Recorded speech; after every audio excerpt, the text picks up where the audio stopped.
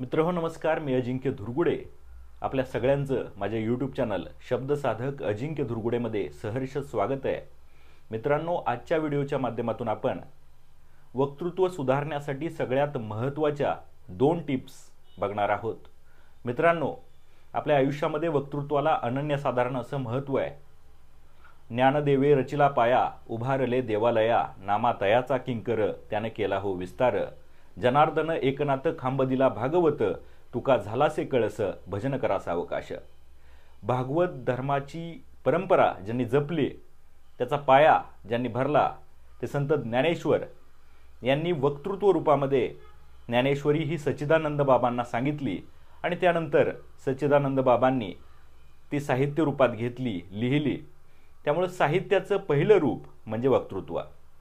अगदी महाभारताचा जर आपण विचार केला तर महाभारतामध्ये कौरव आणि पांडवांचं युद्ध जोरात चालू होतं। पांडव पर्यायानं अर्जुन हतबल झाला होता आणि अर्जुन हतबल झाल्यानंतर भगवान श्रीकृष्णानं सगळ्यात पहिलं शस्त्र उचललं ते वक्तृत्वाचं। त्यानं वक्तृत्व रूपानं अर्जुनाला उपदेश केला। आज तोच उपदेश भगवद्गीतेच्या रूपात आपल्याला पाहायला मिळतो। तर वक्तृत्व ज्याच्याबद्दल प्राचार्य शिवाजीराव भोसले, जे की महाराष्ट्रातील नामांकित वक्ते होते, ते म्हणत की वक्तृत्व म्हणजे एखाद्याचं बोलणं आपल्याला ऐकत राहावं असं वाटतं, ते म्हणजे वक्तृत्व। एवढी सरळ आणि साधी व्याख्या प्राचार्य शिवाजीराव भोसले यांनी वक्तृत्वाची केली होती।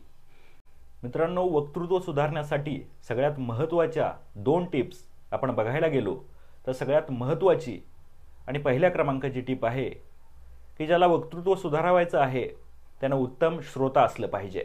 म्हणजे असं म्हणतात की वक्ता वक्ताची नोहे श्रोते विना।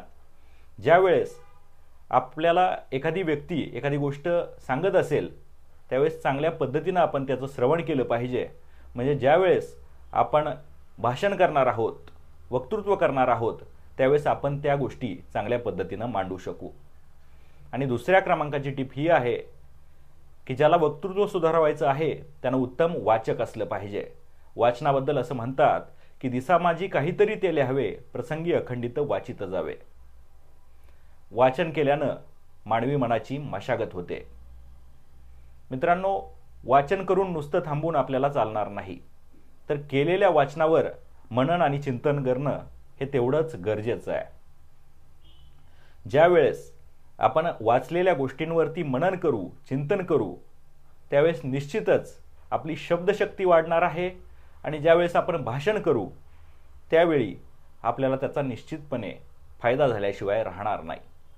तर मित्रांनो, या होत्या वक्तृत्व सुधारण्यासाठीच्या 2 महत्त्वाच्या टिप्स। हा व्हिडिओ तुम्हाला कसा वाटला ते कमेंट्सच्या माध्यमातून नक्की कळवा आणि असेच नवनवीन व्हिडिओज पाहण्यासाठी या चॅनलला सबस्क्राइब करा। धन्यवाद।